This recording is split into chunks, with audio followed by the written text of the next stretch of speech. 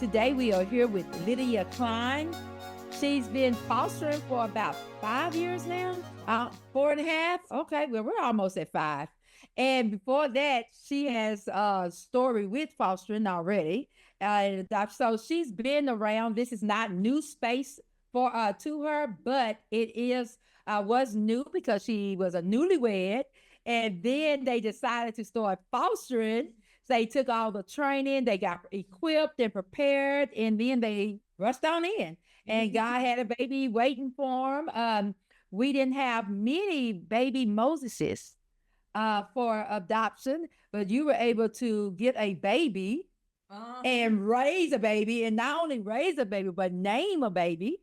Yes. So you have some exciting things to talk about. A lot. Yes, I do. Yeah, so we're going to just rush right in, okay? And it's so much we can talk to you about. So I'm going to first ask you to explain to us how you started this journey. What made you want to start fostering right after getting married? My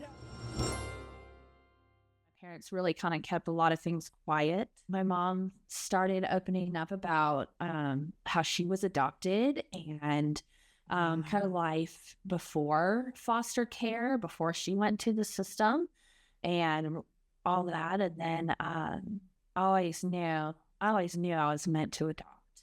I always thought it would be international. Right. You had no idea. Yeah, I had no idea. And then as I got older, I started to realize, oh, okay, you can adopt out of the United States. But I didn't know how any of that worked. I didn't know, like, what to expect. I didn't know what to think. I just had no idea. But I knew it's something that I wanted to do. But while I was there, I met my husband. I met Josiah. It was crazy because at that time, I'm not one of those that I want to sit there and be like, I'm a bride for the nations. You know? I was not there looking for my husband, for a boyfriend. I was not there looking for any of that. I just wanted to do my own thing. Well, I see Josiah. It's my second day there. And I see Josiah walk through the door to the rec room. And I see him, and I thought my friend sitting next to me was messing with me. I thought he goes, "There's your future husband." I said, "Would you shut your mouth? I ain't here for all that." Yeah, he looks at me, he goes, "I didn't say anything." I said, "That wasn't you?" I thought it was the person next to me. So was that you, this one? But I really thought I heard in an audible male's voice, "There's your husband." Wow. Yeah, I was not wanting that. Not prepared. I was not living for little. So, but later on, I started to kind of put things together. So Josiah and I, we were pretty close at Christ in the Nations. We had a good time talking and hanging out, and any chance I got to see him, I would take it because I'd be calling security, "Hey, I need a ride from this location to the next." Always just the sweetest, calmest, kindest man. And even then, we just kind of be a little flirtatious, nothing serious. And then we lost connection for about 4 years. And that was a rough 4 years because I was not living for the Lord. I had to get it together. And then the Lord reminded me one day, "I have a purpose for you. I need you to get your act together." So I did. And I called my dad. At this point, I'd gone all over Texas, Arizona, Louisiana, where I'm from. So I told my roommate, I was like, "Girl, I'm going to have to go because I lost my jobs. And my dad's going to come get me. I'm going to go work, and I'll send you rent." Because I didn't want her left holding the phone. And so that night I prayed and I told the Lord everything that I wanted in a husband. And the very next day, Josiah messages me on Facebook, "Hey, I see you moved back to Texas. How far from Dallas? Sorry, about an hour and a half." Immediately, that connection just stuck. Okay. And while we were we were engaged for a very short time, but we knew we were going to get. Wow, this is so important. While we were going through premarital counseling in January, we got married of February 2019, February 2nd. We were going through premarital counseling, and Josiah's pastor asked, he said, so where do you see yourself in about 5 years? And Josiah answers first. He goes, well, I'd like to foster and adopt. When I tell you about that,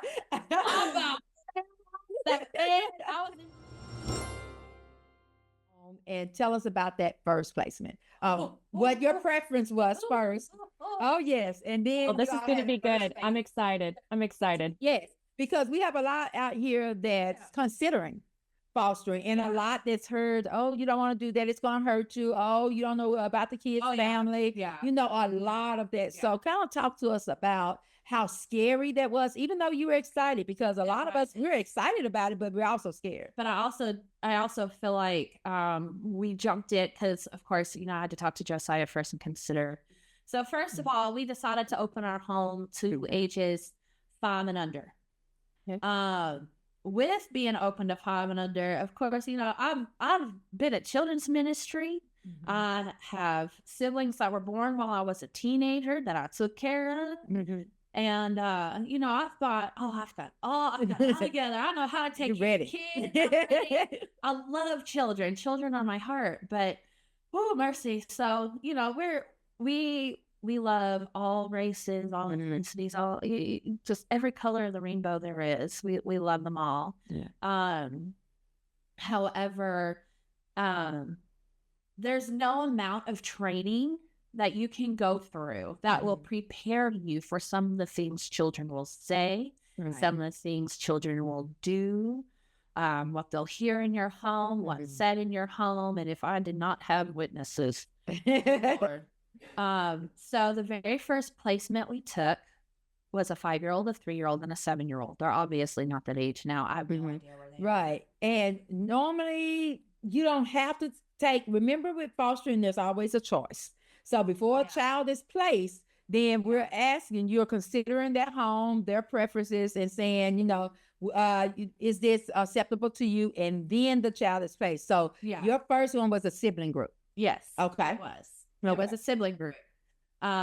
Excuse me. Two very sweet girls and a very sweet baby boy. Mm-hmm.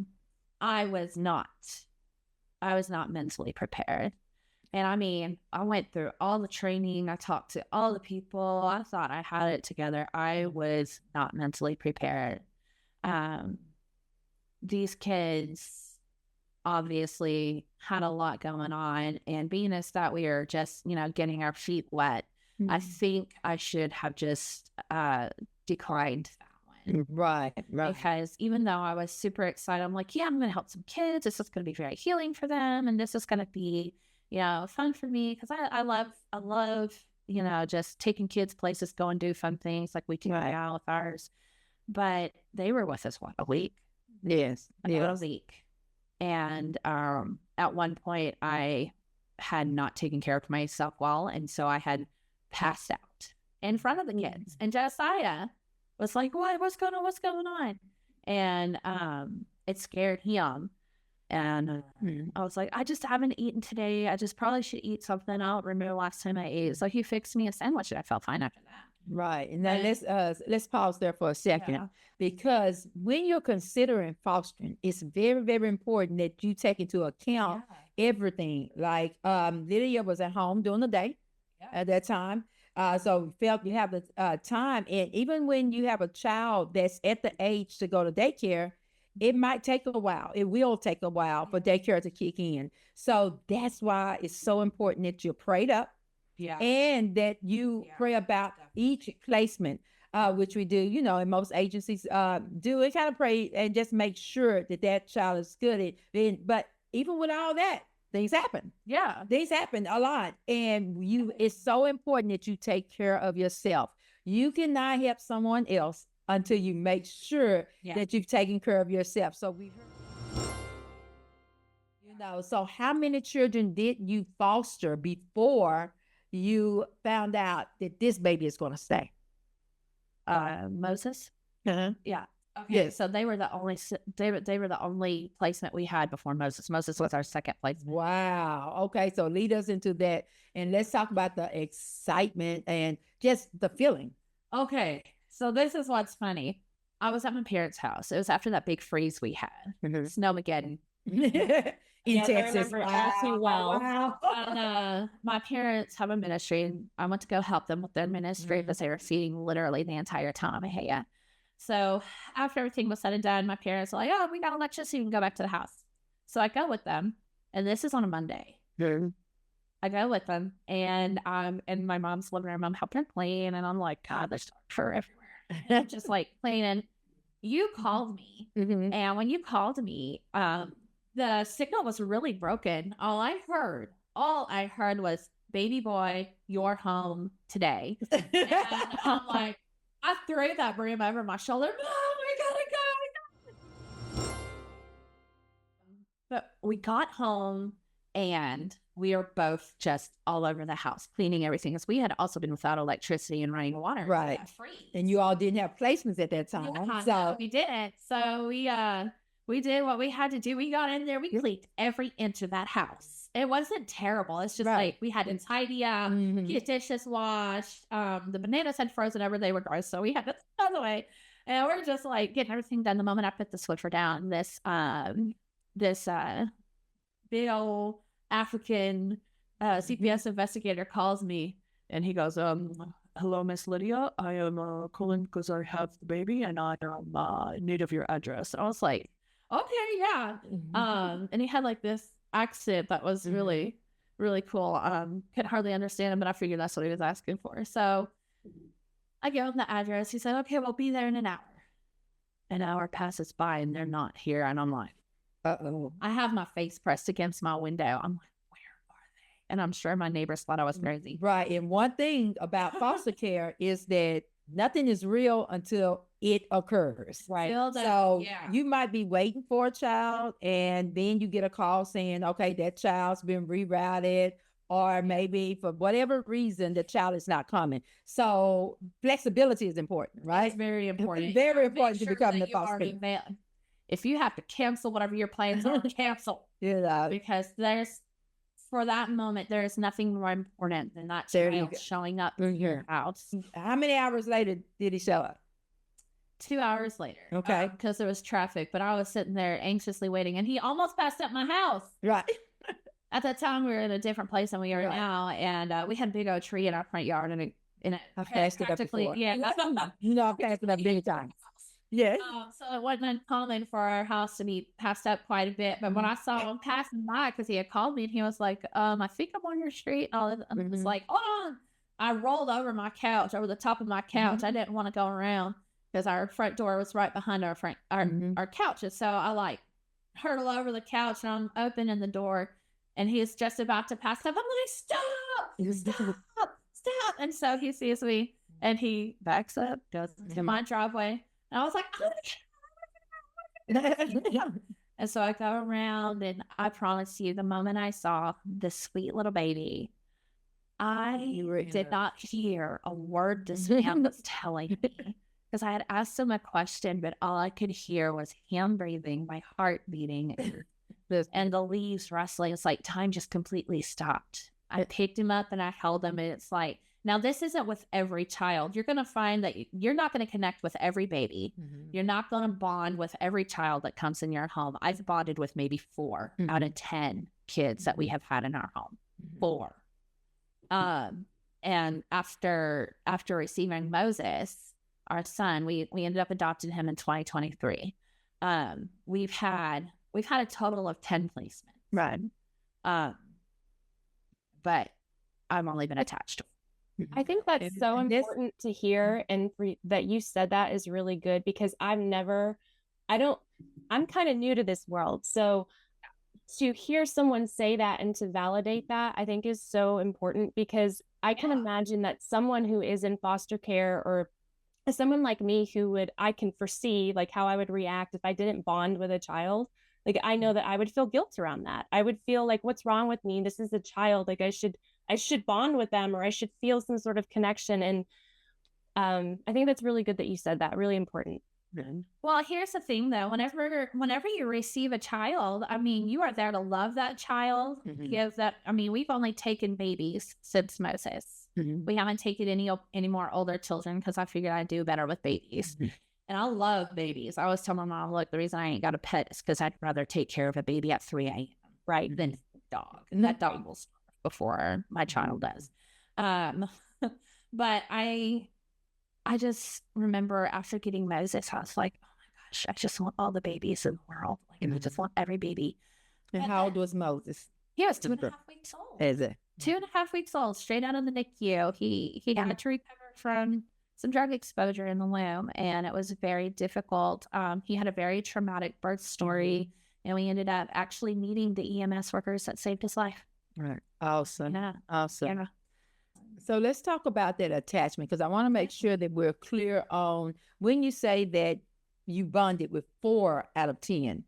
Explain what does not bonding mean? Because we don't want, it's a natural feeling that Sam brought up. It's very natural. You're not going to say every child is yours. And I know what Lydia means when she said didn't bond with, only bonding with 4 and not the other 6. So explain to us all so we can understand. And I want you to validate those parents that, have those feelings as well, that, okay, I knew that this wasn't my child, that I'm just going to love this baby for a certain time and then be able to give it back. It doesn't mean that it didn't hurt when the child went back home. It's just, that you knew for a fact that it wasn't one that you were going to keep for a long time. Yeah. So explain that to us, what you mean about not bonding and what that still looked like and felt like. So, for me, it's very much of, oh my gosh, this is a precious baby. I am going to love this baby. I'm going to give this baby everything I've got. Yeah. But you don't feel that emotional connection. Then you talked a little bit about your, that Moses has a sister. Talk to us about, how did that come about? Oh my goodness. Okay. So I kept telling Josiah all of 2023. I was like, baby, I have, and I think I even mentioned it to Michelle, and I know I mentioned it to my mom, but I said, I have this strange feeling. I said, I feel like she's out there and I feel like she's pregnant again. Something in me. I was like, I don't know if it's the Holy Spirit. I don't know if it's just me hormonally. I don't know what it is, but I was like, I have a feeling she's out here pregnant again. And my biggest concern, because we had a similar situation with the first baby girl that I was ever attached to. We had a similar situation. I was afraid that was going to happen, like where she was with us and the CPS worker, oh yeah, y'all are going to adopt her. While she was actually connecting with that baby's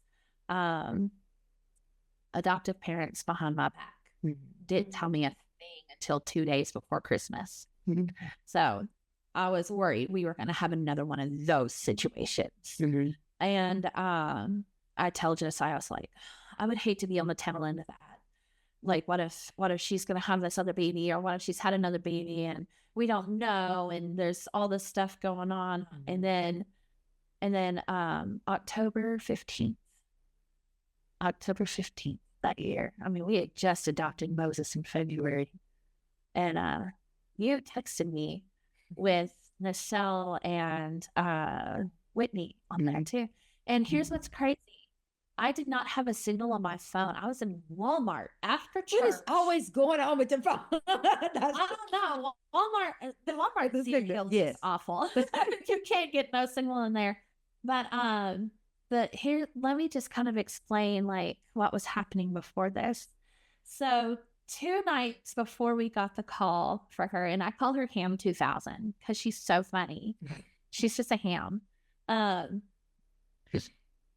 I was sitting with Josiah. He was off of work. He's playing video games. I'm bored. A friend of mine was at the karaoke place in downtown. She was like, hey, I'll sing karaoke with us. But yeah, heck yeah. When do I not want to get up in front of people? So I go meet her, but I'm anxious, and I've had kind of a weird emotional day. Okay. Like, it was really weird. And all I could think was, something is happening, and I don't know what it is. And it's stirring up in me spiritually too. Like something's going on. And so then the next day, the 14th, it's a Saturday. I am just emotional. I'm bawling. I don't know why.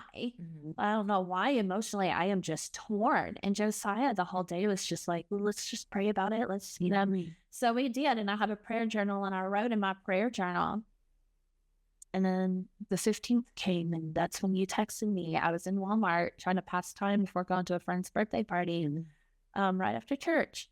And Moses goes, Mama, we go look at Christmas? Because Christmas stuff is out of Walmart in October. I was like, yeah, let's go look at Christmas. Right before I go into the home and garden department, my phone starts going off. And I look down, and it's you, Michelle, and Whitney. And you had sent a screenshot of a text message, I guess, from a CPS worker, investigator, somebody in Tarrant County, saying, hey, we know the Kleins are about to adopt soon. We have a sibling wondering if they would take placement. And all I'm thinking of, they must have the wrong people, because we just adopted Moses in February. I'm like, surely. I was like, wait, but what if? And I'm standing there, and I'm like, I'm shaking. I'm looking at my phone. I've got a baby in the cart, and she's sleeping in her little carrier, and Moses is sitting here looking at me like, Mama, what is it? What's going on? And so I'm looking at it, and I'm waiting for a response. And then you asked me about who Moses was before adoption, which he did not have a name. We got to name him. Exactly. This is what we were trying to fight. And which child is this? Yeah. And so when you texted me, wasn't Moses so-and-so? I was like, and then they had his last name as his first name. Yeah. And so she goes, well, he has a sister. I had prayed the day before. You screamed. I did. And all of Walmart is stopping and staring at me. I had just picked up formula for the baby in the cart. And I ran out the door with the formula, forgot all about it, and this worker is chasing me. I'm like, oh my gosh, I have payment, I promise. I have money. And I go in and I pay for the formula. I tell them what's happening. They're just dying laughing. They're like, go. Both kids are such a blessing to our lives, and we just, can't imagine life without them. Did I ever tell you what I do for the first 3 nights? Share that with us. The first 3 nights, every time I receive an infant, the first 3 nights, I stay up continuously with that child in my living room playing worship music and praying over that child. 3 nights. I stay up continually 3 nights and 3 days. I'm up with this child, feeding them, praying over them, breaking every chain off of them, speaking against statistics for children born drug and alcohol exposed.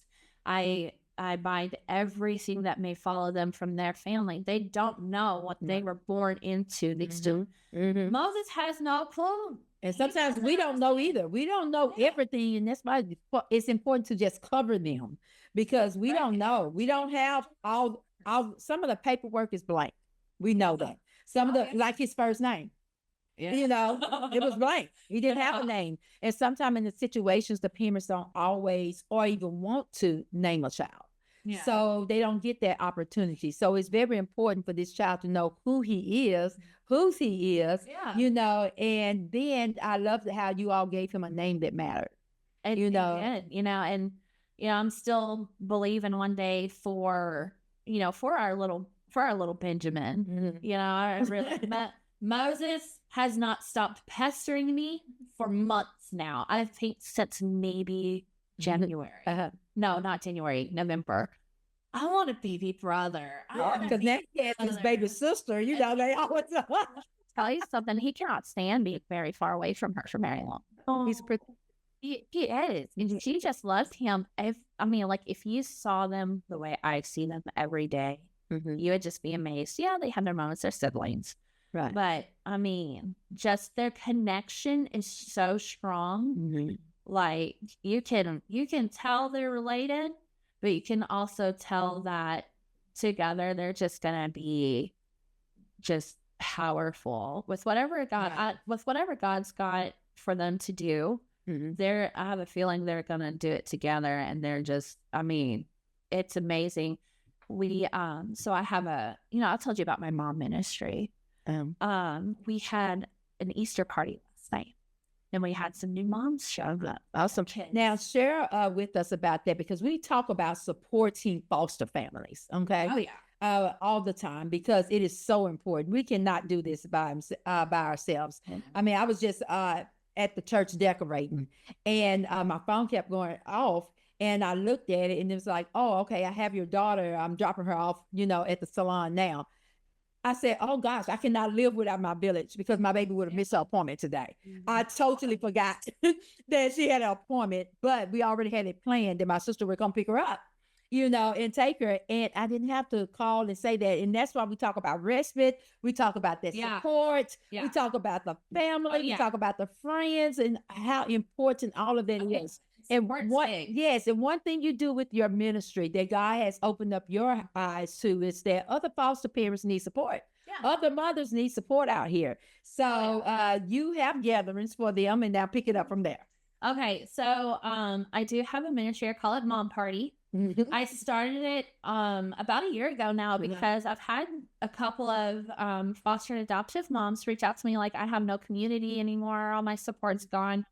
We've adopted and our home's not open anymore. And then I have other mom friends that are like single parents that are working, or or they're married and they just stay-at-home moms, or whatever. So I thought, why don't I just build this community? All these people are reaching out to me for a community. So I started Mom Party. Well, yesterday, including children and moms, we had a total of 26 people. Wow. It's growing. It is growing. Facebook, we have 70 members on Facebook. Awesome. And a lot of them are from out of state. So it's, not just for the DFW area, but also now for anybody that needs support. Tell us how they can get to you on Facebook. Let's go on and put that plug in, because someone's listening that I would love to go to a mom party. I would like to bring and then the children are there, so they get to know each other. So that's important. And it does, because it builds community for kids too. And that's important. Children need friends. Children need community. Especially whenever you're a homeschool family like us. Right. So how can they get to? You could just go to Facebook and type in Mom Party. Okay. Now, before we end, I also want you to talk about, because one thing with Lydia is very transparent. And I want you to know her spirit as well, because we heard about the big African guy that came with the accent. He was awesome. Now we heard about the other Black mother and the older Black lady. Lydia, when people say, okay, I accept all, Lydia does accept all. And she does. And tell us about the race of your children. Yeah. Okay. So, from what we've gathered, and I've done a little research on their last name. Okay. It's very likely birth mom is Nigerian. Okay. Wow. So from what we've gathered about the possible birth father for Moses may be also white Hispanic. Definitely white, but bio dad may have been mixed white Hispanic. Bio mom is definitely African American. And then our Ham 2000, she is 100% African American. Okay. So going forth, talk to us a little bit in these last minutes about what have you thought about a plan to how you will keep them just kind of knowing about their ethnicity, their background, and then also just I know you have friends from everywhere, period. So they're getting exposed to that. Has it been difficult with, because Moses is getting older now? Does he have any questions? So talk to us about being multicultural, as we can say, and then just being able to still talk to him about his race if you chose to do that, and what are your plans for that? So I feel like race is important, especially in your community. It is important to me that you're Black. Nikki, personally, it is important to me that you're Black. And it's important to me too. So thank you. And it's important, yes. And the reason why, and no matter who you are, it's important. Yes. I feel like it's important because me as a white woman raising 2 Black children, they need to see me interact with races outside of my own. That's why I'm very like racists are not welcome in my home. I don't care if you like Black people and hate Mexicans. I don't care if you like Mexicans and hate Black people. Racism is not allowed in my home because how are we going to connect if there's a racist spirit? It's an evil spirit and it's not welcome. So I allow different races in my home, different ethnicities in my home because Moses needs to see that. His sister needs to see that. They need to see it so they know how to treat people. And that's another reason why our home has always been open to different races of children. I don't care what race you are. We both bleed the same. And it's not, I mean, if you like cake and I like cake. Right. Hey, it's a party. What I hear and what I know about you is that it doesn't matter who you are. We're going to try to find out as much as you all can. Because I know you and Josiah, you all do your research. Like you've done the research on the name because you want to be able to allow him to explore and find out who he is because every life matter. No matter, what race you are, where you come from, what that traumatic situation was that brought you into foster care. It's important that he knows that he's important no matter what. So I thank you for that. That's always, and we can go deeper and deeper into ethnicity. And I don't know why it won't come out today, but, because culture is where you are. Yeah. Culture is not the color, and I know we go back and forth and people have, done many different research on it and everyone has their definition, but we can create culture. Oh, yeah. But we can't go back and create who we are, our background and where we came from. Right. So it's important that we just instill that confidence. And that's why it's so important that we, allow them to know who God is and that he created you this way and you're a lovely person.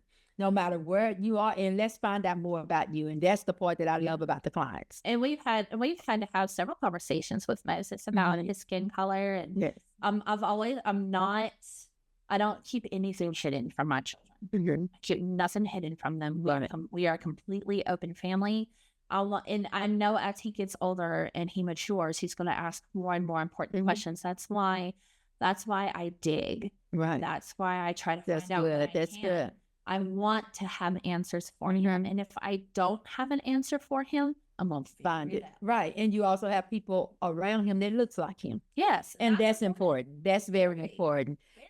Now, before you leave, I must ask you, what advice would you give to another foster parent, someone's out there that's, that's already in it? We're going to go with that's already in it. They're already doing it. They've had some connections. They made some connections and attachments to children. They had some that they didn't quite, attach to as quickly. Some been in and out, and they're still looking for that one that they can make a forever home with. Yeah. So what advice would you give them about, is this your last yes? Or will you say yes again? Let's talk to them about that.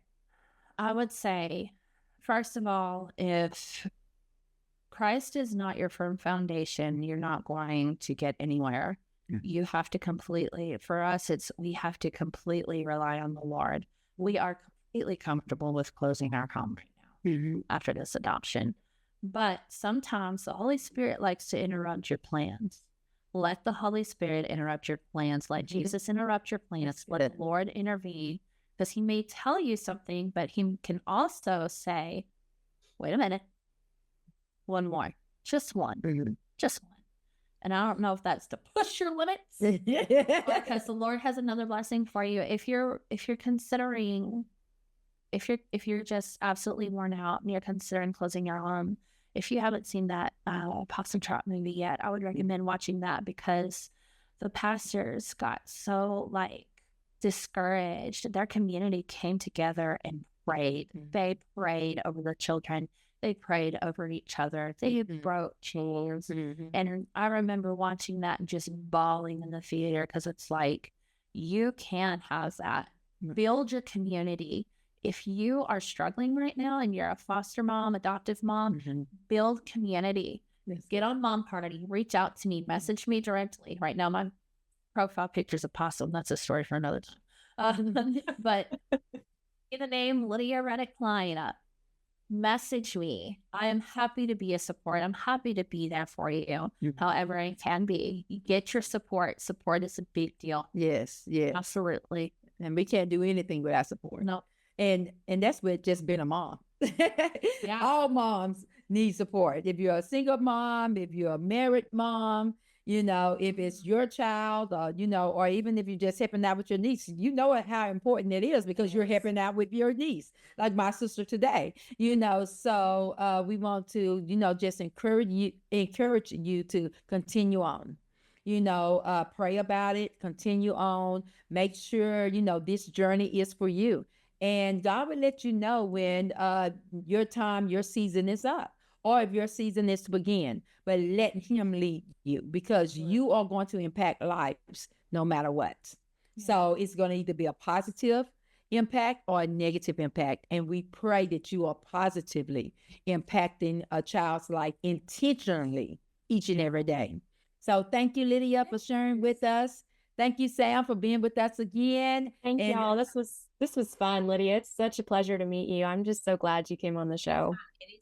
Anytime. Call me. Yes, yes. And I know Sam is just learning more and more about fostering and adopting. And it's so great to talk to wonderful parents like yourself who's done both. And you know, I've got more and more stories. I've got stories flying on my ears. Information. Right. Well, thank you. Thank you so very much, Lydia, for spending this time with us. Of course. Thank you for having me. I appreciate it. Thank you. Bye-bye. Bye.